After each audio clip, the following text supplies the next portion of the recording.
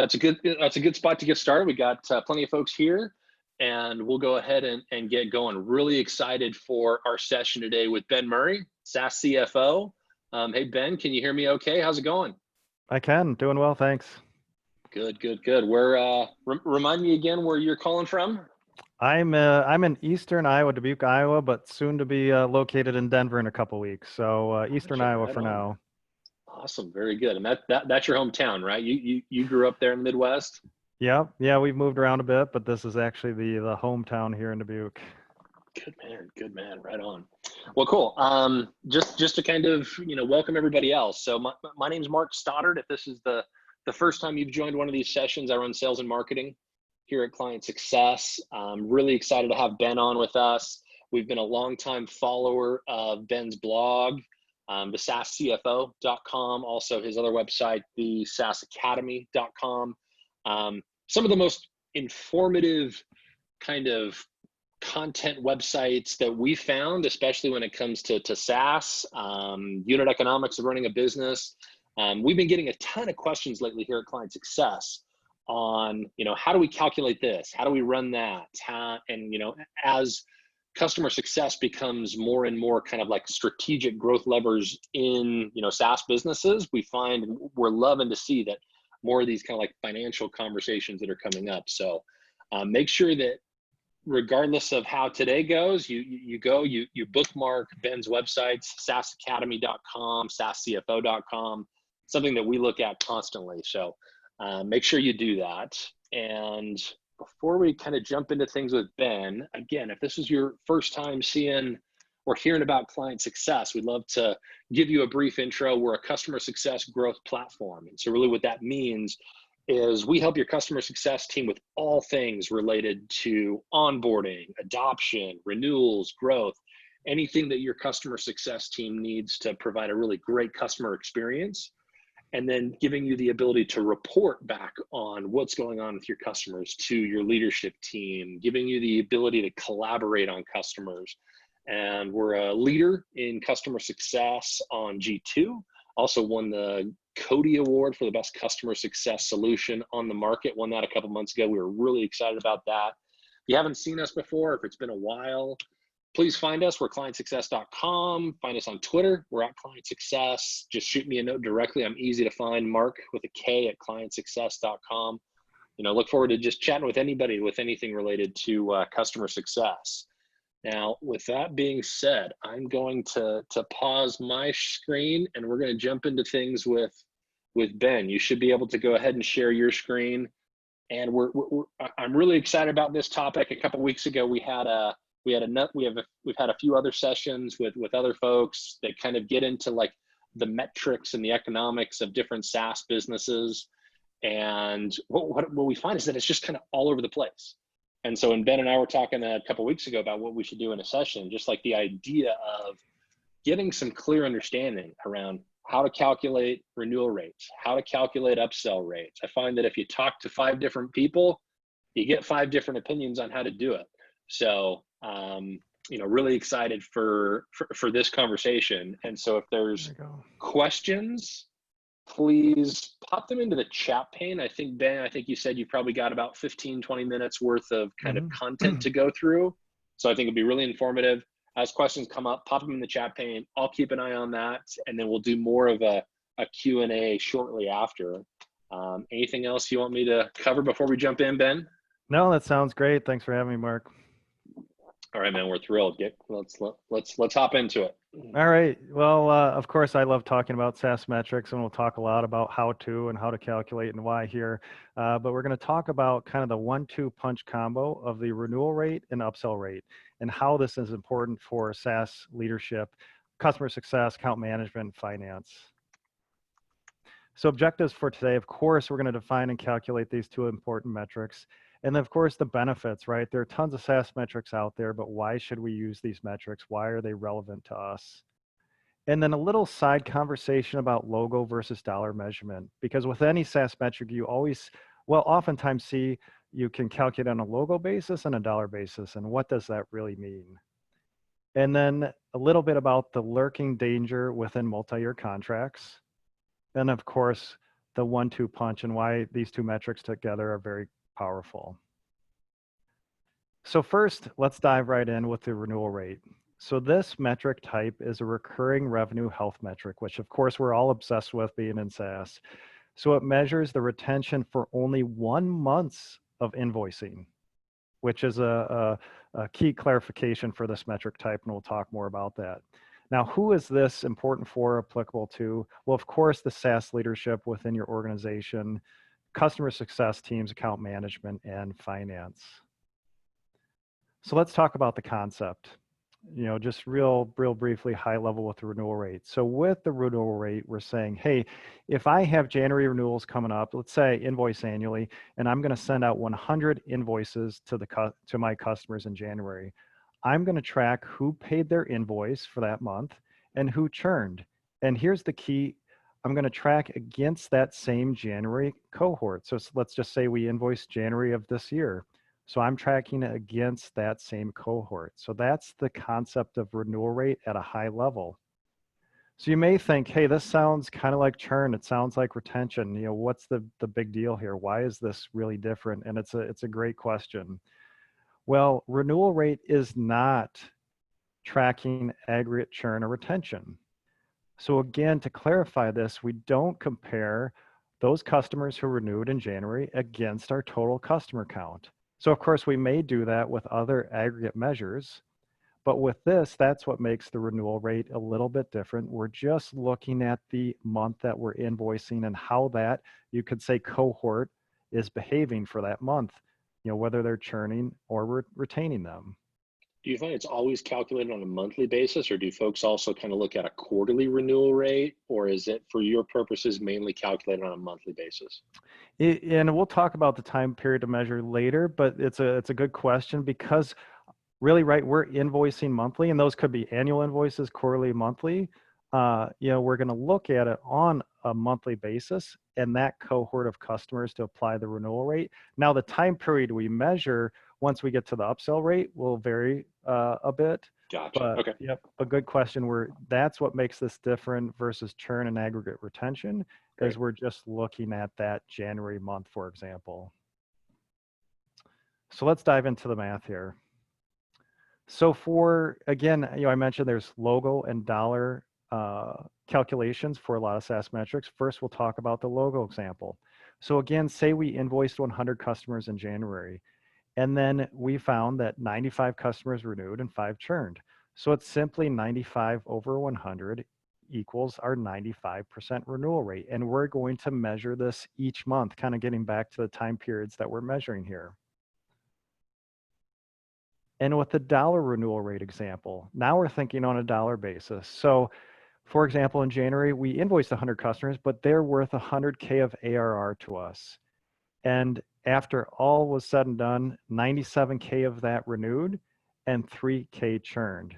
So again, simply 97K over 100 to equal a 97% dollar renewal rate. And again, we're measuring this each month going forward so we can generate some history and how these monthly cohorts are behaving. So this is kind of how I visualize it. The end result, if we started tracking this, say 12 months ago, that we can now visualize our upcoming renewals, say January, February, March, and so on. And so we have the percentages and the renewal rates for each of these months coming up.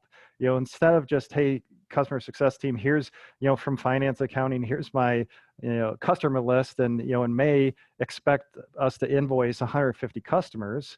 Well, that's great, but what other characteristics will help me understand the performance, the behavior of these customers within these invoicing months? So renewal rate benefits, why should we use this? Why is this applicable to us? So although it's a historical metric, it may identify early downward trends in renewals.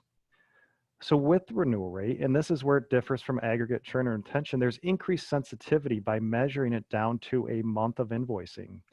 Because with aggregate churn and retention, you may have heard, that churn may be masked, when we measure against churn or against the aggregate count. So if, say, just a couple of customers churned in that month, and we say, well, we've got 2,000 customers. Well, that's not much. But say only 30 were open to churn or available to churn. Well, that's a different number. So there's a little bit more sensitivity with the renewal rate. And again, it just makes things a little more obvious of what's happening within these customer cohorts.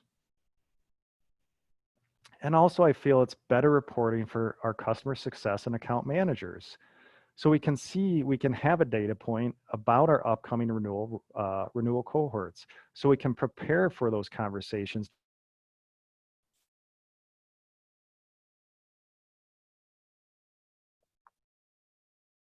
A cohort coming up that's been struggling, that has a lower for those upcoming invoicing periods. And of course, we can look back to see how we've performed in the past. And Mark, can you sound still good? Yeah, popped out there for a second, but okay, yep. It came right back. So okay. I was going to jump in there, and as soon as I jumped in, I was about to jump in, it came right back. So okay, I just want to make sure I got a little message here about unstable Wi-Fi. So gotcha. No, all right, it seems like it's back now. Okay, perfect. So now just a quick side note on logo versus dollar. You see this a lot in SaaS metrics that we calculate both logo and dollar rates. So I just want to talk about this briefly in case this is not apparent of how this works.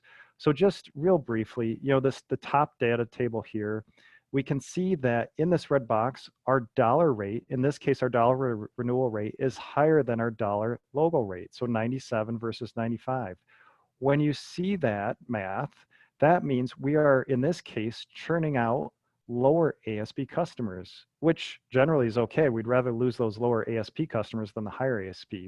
But on the flip side, if our dollar rate, and this can be applied to renewals, retentions, if our dollar rate is lagging our logo rate, that means we're churning out customers at a higher ASP rate than what's in our renewal base. So just a quick note on that nuance and why we calculate logo versus dollar, because it can tell us different stories and either mean, hey, this is fine that our dollar renewal rate is better than logo, or maybe there's a little danger here that we're churning out higher ASP customers than what's in our base. So just a quick note on that, because you see that a lot in SaaS metric calculations. So it looks like there's a question there on just clarify what ASP is. I don't think everybody knows what ASP means. So ASP, so average selling price, or ARPA, average revenue per account. So it's just that average, if, again, 100 customers and they're paying us X, this is the average that they pay us on, say, an ARR or monthly basis. Yeah, it feels like you've got ASP, which is average sale price. You said ARPA, average revenue per account. I also hear average revenue per user, yep. Average revenue per contract. There's a bunch of different ways to say effectively the same thing, but it's the amount of money each customer is paying. Yep, that average amount, in this case, within that cohort that we're measuring. So exactly. Yeah. Cool. So can we do more? Yep. So quick recap, renewal rate, pretty easy, interesting metric. Can we do more with this? But quick recap before we move on. So again, the renewal rate, why I like this? Well, it's simple to understand. It's easy to track. You can easily get some historical data once you start tracking this. You can detect early negative trends in your renewal periods, and also be a little more bit proactive to prepare for upcoming renewal discussions. Cons, one thing, again, it's backwards looking. It's a bit historical. And Stephen Grossman, who coined this rate, the upsell rate, which we're going to talk about next, said it's not very predictive, just the renewal rate. So what can we do to make this a little bit more predictive? So enter the upsell rate. So with the renewal and the upsell rate, we can have a little bit more predictive power within these upcoming cohorts. Rather than just seeing names or customer lists on a piece of paper, the 1-2 combo of renewal rate plus the upsell rate may help us predict what's going to happen, how these cohorts are going to behave in the future. So let's talk a little bit more about that. So the upsell rate. So again, this metric type is a cohort-based customer health metric related to our recurring revenue. In this case, it measures a percentage of customers within a cohort that purchase additional software services, hence the upsell piece of this metric. And of course, who's this applicable? Very interesting for our SaaS leadership, customer success. So the same teams here, account management and finance. So quickly, again, two ways to calculate this, and then we'll talk about the concept of the upsell rate. So again, the logo upsell rate.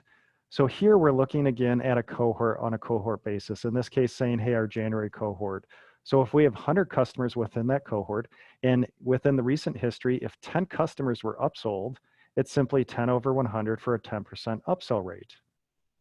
Even if they were upsold $1, you'd put them in the, you put them as an upsell. Interesting. Yep. Okay. And I've never actually heard of a logo upsell rate. I've always seen kind of logo retention or logo churn kind of stays maxed out at 100. This is interesting to see that you can have an upsell rate within the logo side. Yeah, and exactly. And that's exactly why we measure both, because if they were just upsold $5, that's going to mean a lot on a logo basis, but when we get to the dollar side, it just doesn't mean as much. So it's good to track both. Where on the upsell rate side, so same thing, if we have 100K of ARR within this customer cohort, 13K of ARR was upsold. So we have some net expansion, net upsell within that 100K. So then in this case, we have a 13% dollar upsell rate. So that's the math, logo versus dollar, pretty much, are very similar to the renewal rate.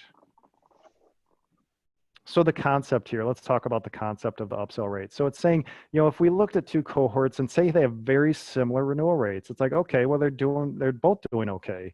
If we just had that one piece of data, which was the renewal rate at 95% for both cohorts here, but one had a 5% upsell rate and the other had a 20% upsell rate. Well, which cohort do you think is going to perform better in the future, both from a renewal perspective and also maybe purchasing more product in the future?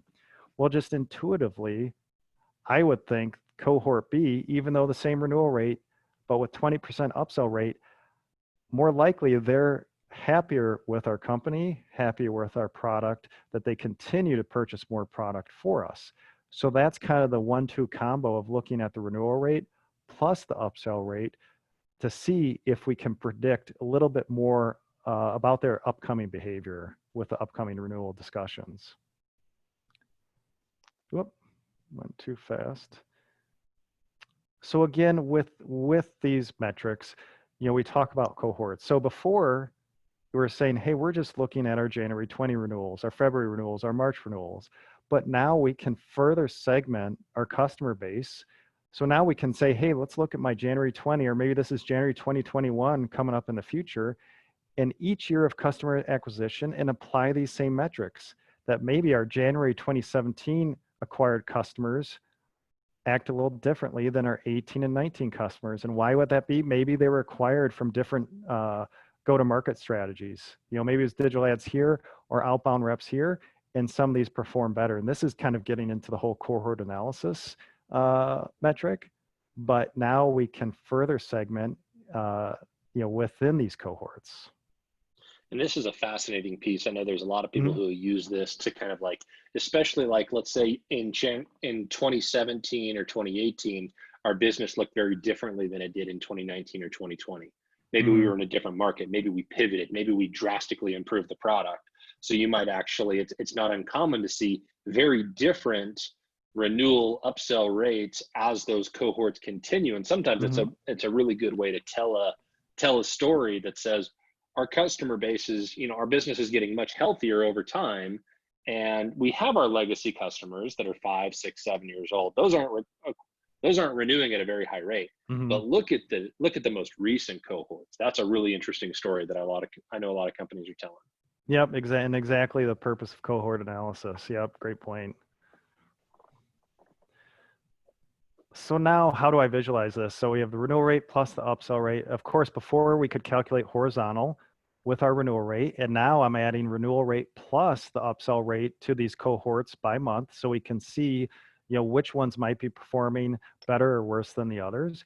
And then we can go vertically, so then we can take each of these invoicing months and go back to the years that they're acquired. And this is kind of assuming an annual invoicing cycle, and look at the cohorts of the customers I acquired a year ago, 2 years ago, and 3 years ago.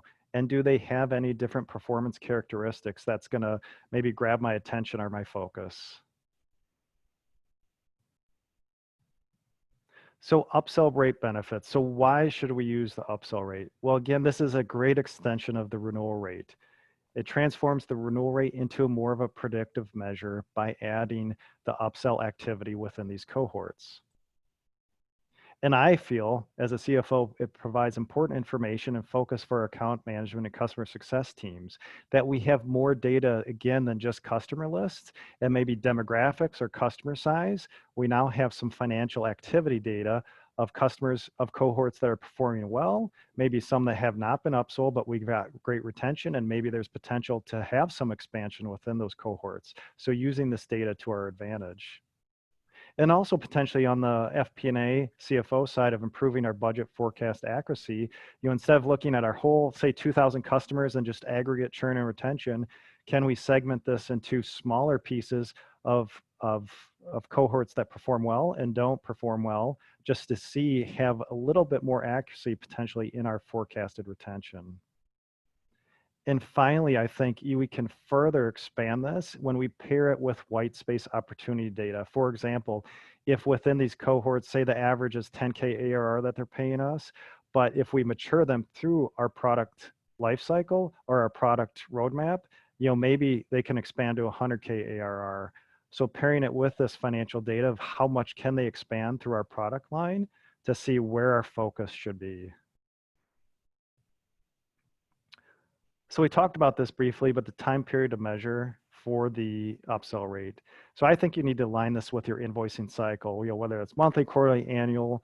For example, if we invoice annually, I would measure for the renewal rate or the upsell rate, the trailing 12 months of upsell activity, and also the upsell activity since their last renewal, just to give me some benchmarks for these cohorts.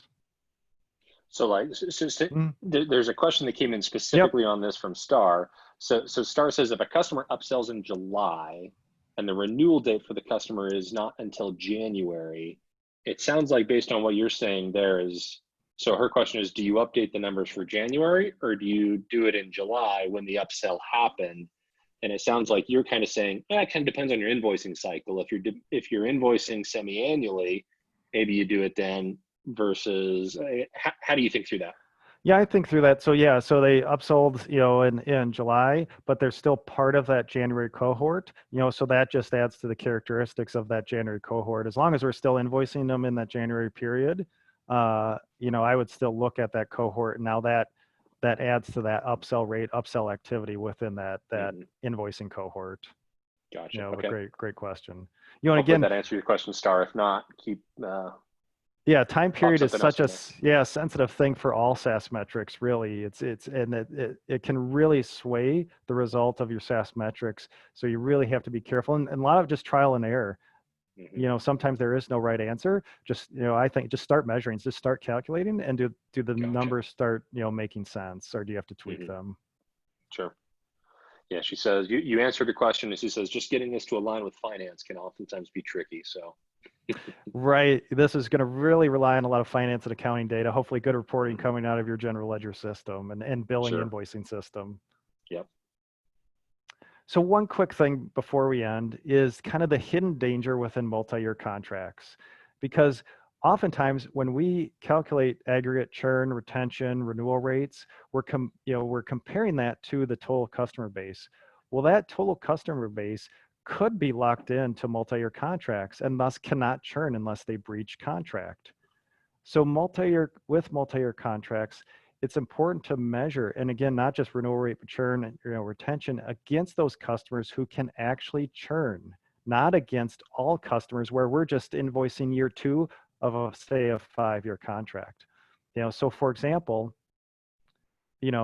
in contract versus out of contract. So say that same January cohort, say we had 100 customers in there that were invoicing, but again, 70 are locked in a multi-year contract, right? They can't churn unless they breach contract. So if 3 customers churn, really we shouldn't measure 3 against 100. That's really inaccurate.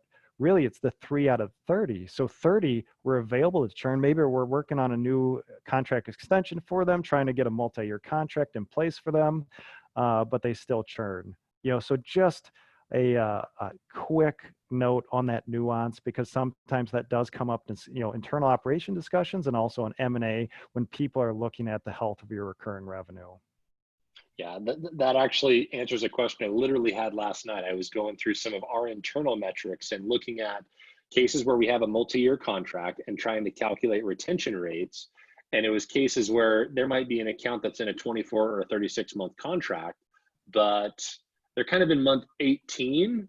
And so like if I'm looking at, retention over the last 12 months, I guess retention wise, they would still be in, but there's not really a renewal event for those customers. So I was Right. trying to kind of triangulate all of that just last night as I was thinking through this. So interesting. Yep. So just a little nuance when you think about aggregate numbers versus those who can actually make a decision whether to stay with your product or not. Gotcha. And finally, I didn't come up with this, but I heard it somewhere, SaaS is math, and if your head is hurting a little, going through all these calculations and definitions and examples, it's so true that SaaS is math. There's just so much data locked up within our internal operations that we can leverage to make better decisions and more proactive decisions about our customer base and the health of our recurring revenue. So with that, thank you, and now we can open up to any questions that might come up. Super helpful. So yeah, we definitely have some questions in here. So Gil asked this question a little bit ago. So this is pretty common. Some businesses think of themselves and the kind of the internal nomenclature, they use MRR versus ARR. Now, a lot of the metrics that you kind of see published talked about MRR, but the question here is, how do you track these metrics for businesses that are ARR instead of MRR? I see most metrics are around MRR, but we do everything on a yearly subscription, including invoicing. So do you advise them to align with MRR and just divide things by 12, or how do you think about that? Yeah, great point, because I've lived in the ARR world and invoicing annually. So I think with those metrics or even these metrics that if you just invoice monthly, it's pretty easy. You can look at those monthly rates, annualize it. I think with annual invoicing, what I like to do is, you can't really just take a month of data and annualize that, because it's just too short of a time period. You could have too much volatility from month to month.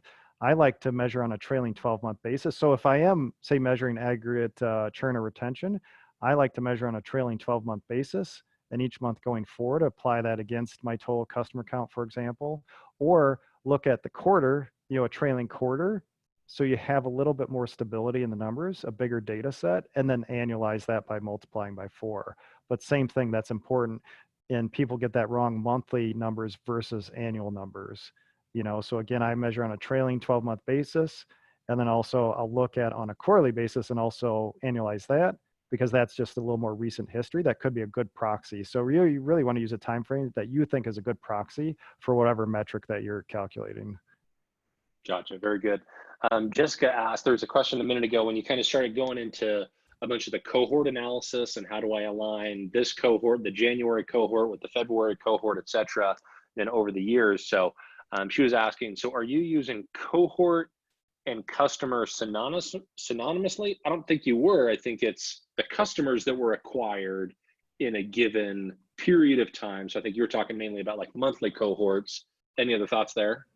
Yeah, again, really, when cohorts can mean so many different things, but in this case, looking at cohorts, a cohort meaning a month of customers. And then of course, within that month, we talked about, within January 20 renewals, there are also, you could say, sub-segments within that, cohorts within that January cohort that you could further segment. And of course, cohort analysis goes into then, say, of those January acquisition customers of 3 years ago, where did we acquire those, and cohorting it that way. So, you can keep peeling it back down to the you could say the demographics that make the most sense or characteristics. Gotcha. One question I had going back a little bit. So, so kind of the difference between, you had, what I've been trying to sort through is how to think differently about retention rates and upsell rates. So for instance, I guess the first question I have is like, does the retention rate in your case kind of max out at 100? Meaning, the January 2019 cohort was worth $100.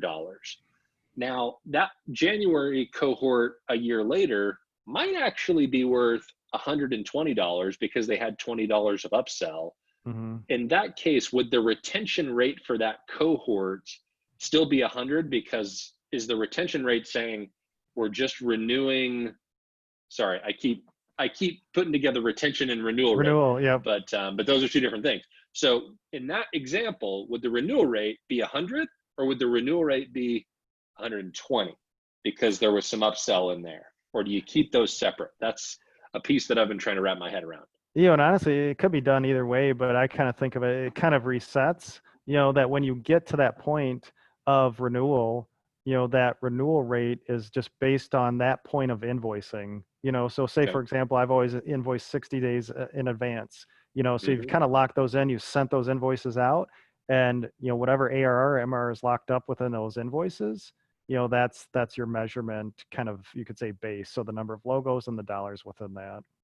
Gotcha. So it technically could, if I'm, really good and I've got a bunch of upsell and I've got very little churn coming out of my account base, I might have a renewal rate greater than 100%, which is kind of all of our dreams. Am I following you correct? Yep. And that kind of gets into that traditional cohort analysis of, following that cohort over time. And if they're 100 and now they're 98, or maybe they expanded above, to 102K, where you have, that net negative churn, or that, net revenue expansion, so kind of getting into, traditional cohort analysis there. Gotcha. Cool. Jessica, looks like you asked are we going to share the slides? Yep, we're going to share the slides. We'll share the recording. We'll send all that out afterwards. So anybody else who has that same question, we'll definitely do that. Liz asks, what do you use to track your agreement and contract details? Is that your CRM? Is that you referred to a general ledger? Do I have an actual, invoice billing system? Like, what's kind of I guess, maybe let's answer a few questions here. Like, what would you say are kind of like the key, technologies that you need in place in order to be able to get to this data we're talking about? Yeah. I think a lot of us probably have our CRM, maybe an accounting system, and it's sometimes a struggle to get all this data. Yeah, exactly. Right. Because I know, working with customer success teams, they're always trying to, tap into our financial data, our accounting data, because that's where a lot of this is going to be hopefully not trapped. Hopefully you have a good integration between your CRM system and your accounting system, but it's going to be trapped within that invoicing system, whether that's in your general ledger or you have some point solution attached to your accounting system where you can pull those reports. So I can pull, when I've got that upcoming, say we're going to renew September, that I'm going to go into my accounting system, the invoicing module, and print out a report or pull down a report that shows those customers, the invoice amounts, all the details, logo counts, etc. So most likely this is going to be residing within that invoicing module within your accounting system. Gotcha. Okay. Hopefully that answers the question, Liz. If there's anything else there, let me know. I think if there's any other questions, pop them in. I think we've gotten through the majority of the questions. I think we answered Star's question about the midterm upsell. Ooh, it looks like Star just popped another one in. We have ARR annual, and there is a transaction fee which differs month to month. Ooh, so this is interesting. So she has a combination. So I know that I know her business. So she has a kind of a flat annual rate, and then there's kind of a variable component to it. So there's upsells. So the question is, what's the best way to include it in a renewal rate? Do you show the differences month to month? Do you look at it annually? So yeah, it's one thing if it's a flat. I think we've been talking about if you're annual and you invoice annual, that's one thing. Or if you're monthly and you invoice monthly, that's one thing. But in cases where there's either a combination, or like I know Star's business is, there's a variable component to it. There's a flat rate that they might bill annually, but then there's month to month it might go up, whether it's usage or something like that. How do you think about that? Yeah, that's a great question, because you see a lot of that kind of the SaaS component plus transactional component that's part of your revenue. And I think for that, it can get so tricky in how you view your business, but really I would start still with just that MR component. So look at renewal upsell rates within your MRR base, so just that recurring revenue. And then I like to think of it, okay, if there's a transactional piece that you could say is kind of, it goes on top of your MRR, but it fluctuates, and that's the hard piece with the transactional side. But I like to see that attachment rate, of say, customer A and they're 100, K of, or 100 MRR a month, and they're transacting $5-6 on top of that. What is the trend of that attachment of transaction to MRR? Because it does get tricky to think, hey, transaction is expansion on that MRR, because it could just change all the time. But I'd start just with your MRR, calculate those numbers, and then see if you can expand these metrics by, that attachment rate with the transactional revenue back to that MRR, to see if you have any trends. Is it consistent at 1.2 or 1.3 of MRR, or does it bounce up and down? And just start calculating this just to see if you can identify trends in the data. Yeah, I mean, at the end of the day, really what you're trying to get to is some level of predictability. Like that's really what we're trying to get a sense of. So if it's, there's a certain amount that's recurring, but there's a certain amount that technically is variable, but it tends to behave in this certain way.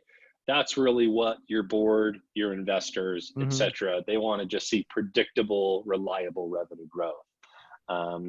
So Liz asks a little bit more about the multi-year contracts. So can you share a little bit more about the risk of multi-year contracts? We're a startup figuring out if we want to offer this for current customers as an upsell opportunity.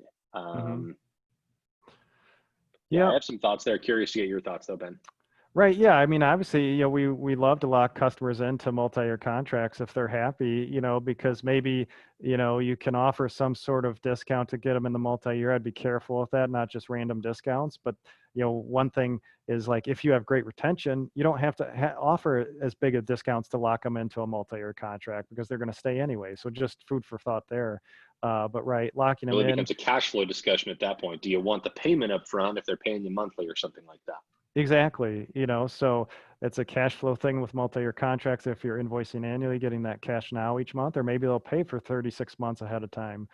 So I'd say the risk is less for the company, and then it becomes a little more predictable as far as your future cash flow.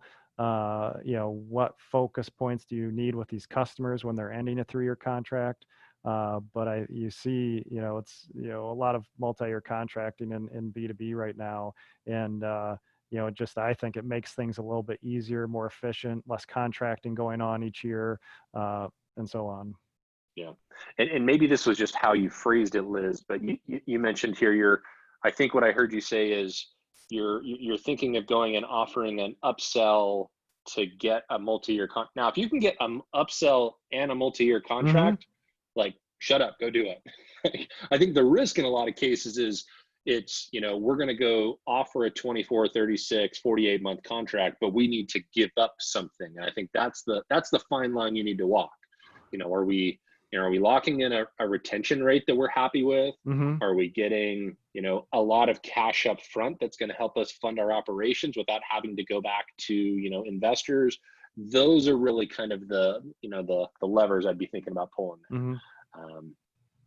Cool. No, this is very good. I think that is probably the main questions. And, one just kind of plug I'll put here at the end is, this idea of kind of understanding your revenue retention, your renewal rates, your upsell rates, your churn rates. If this is something that you're struggling with, on your customer success team, like, please reach out to us. This is something that we spend a ton of time at ClientSuccess talking to our customers about, helping them with. We actually have several customers that have been in the chat pane here today, so love to see that. And so, even if you're, just have a few questions about how do we calculate this, how do we actually institutionalize this with our team, please reach out to us. We'd love to have a conversation with you. We've got some really interesting new revenue management features that we're going to be releasing over the next month or two. So really excited to show those. But again, Ben, this has been awesome. Really appreciate you taking the time. This has been super informative. Any last pieces of advice, calls to action, any last things that you want to share with everybody before we wrap up? Yeah, definitely. I mean, sometimes calculating metrics or getting the data can seem overwhelming. Sometimes you do start with not so great data, but you have to take baby steps. It doesn't happen overnight that you can go from just, basic numbers to sophisticated SaaS metrics. So don't get discouraged if it doesn't happen right away. If you hit up your finance and accounting team and say, "Hey, I need this data," and they're like, I don't have it or I don't know how to get it. It takes time. So don't get discouraged because just chipping away at it each month, you'll be surprised in just a couple months if you start tracking the right data and putting those systems in place. Just in 3 months, you can just have some really insightful data. So just start small and build on that. I'm so glad you said that. I was literally having that discussion 2 hours ago with some folks on my team. We were trying to, we have this vision, this dream of this really, intricate, predictive system. And we kind of pulled ourselves back and said, let's start with what we've got. Yep. Let's just use the data we've got. And over time, we'll figure out what other data is possible. What can we lay in? How do we make it more predictive? But you're exactly right. Start with the systems you got, and then you'll know kind of what other investments you need to make, what's Yep. possible, what's a pipe dream. And I assume you're available if folks want to reach out, connect on LinkedIn, ask any other Sure. questions, Yep. Happy reach out to. to you, reach out to us. We're definitely happy to help. But again, thanks for spending the time, Thanks, and Mark. we'll leave it right there. Hope everybody has a great day, and really appreciate it. Everyone taking the time, and we'll chat soon. Thanks again. Bye. All right, see you, everybody.